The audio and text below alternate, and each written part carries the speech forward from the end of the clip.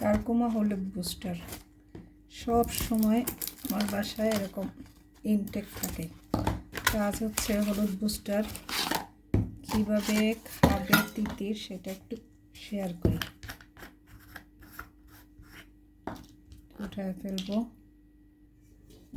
আজকে রাতের বেলা ভাত খাবে, রাতে বলতে সন্ধ্যার পরপরই তো আমরা খেয়ে নিই।